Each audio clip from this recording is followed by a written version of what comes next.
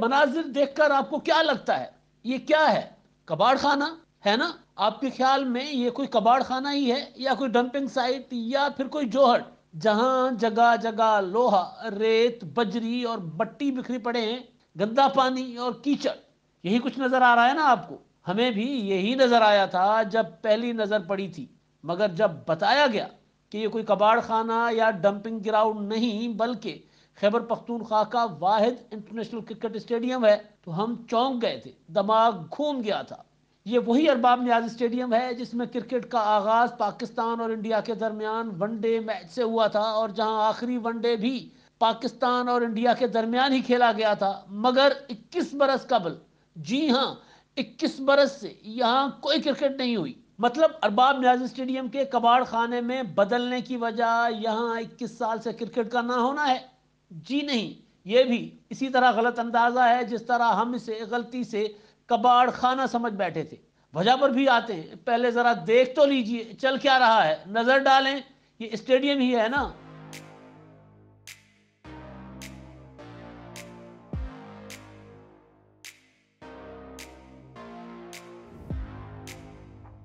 آپ خود ہی نظارہ کریں، یہ آپ کو کہیں سے اسٹیڈیم لگ رہا ہے، وہ بھی ارباب نیاز اسٹیڈیم جس میں کرکٹ کے بڑے بڑے عالمی مقابلے ہوئے، مگر اب نہیں ہوتے، کیونکہ گزشتہ کئی سالوں سے اس اسٹیڈیم کی تعمیر نو جاری ہے۔ کئی سالوں سے کئی بار حتمی تکمیل کی حتمی تاریخ دینے کے باوجود اس کی تعمیر مکمل نہیں ہوئی۔ جیسے ارباب نیاز اسٹیڈیم پشاور نہ ہوا، بی آر ٹی پشاور ہو گیا۔ پی ایس ایل نیا نیا آیا تھا، تب کہا گیا تھا کہ ارباب نیاز اسٹیڈیم میں مقابلے ہوں گے، مگر اب تو پی ایس ایل کا 7واں سیزن جاری ہے۔ کراچی اور لاہور کے شائقین کرکٹ اپنے اسٹیڈیمز میں مقابلے دیکھیں گے، مگر پشاور والے اس بار بھی پی ایس ایل کے میچز سے محروم رہیں گے۔ پہلے وعدہ کیا گیا تھا کہ 2020 میں پی ایس ایل کے مقابلے پشاور میں ہوں گے، مگر وعدہ وفا نہ ہوا۔ پھر 2021 میں پی ایس ایل کے مقابلے پشاور میں کروانے کی خوشخبری سنائی گئی، مگر 2021 بھی نکل گیا اور 2022 کا پی ایس ایل بھی آ گیا، مگر میدان کباڑ خانے سے کرکٹ اسٹیڈیم کی شکل اختیار نہ کر سکا۔ کہا گیا تھا کہ اسٹیڈیم کی گنجائش 20,000 شائقین سے بڑھا کر 35,000 کرنی ہے، اور اسٹیڈیم کو آئی سی سی کے عالمی معیار کے مطابق بنانے کے لیے تعمیر نو کی جا رہی ہے، مگر اربوں روپے لگنے کے باوجود تعمیر تو جاری ہے مگر مکمل نہیں ہو پائی۔ ارباب نیاز اسٹیڈیم ماضی میں بڑے بڑے عالمی مقابلوں، ٹیسٹ اور ون ڈے میچز کی میزبانی کر چکا، مگر یہاں آخری بار 2006 یعنی 21 برس قبل کرکٹ ہوئی تھی۔ تب سے اب تک ارباب نیاز اسٹیڈیم خالی پڑا ہے۔ 1985 میں پشاور کلب سے انٹرنیشنل اسٹیڈیم کا درجہ دے کر اسے ارباب نیاز کے نام سے منسوب کیا گیا تھا۔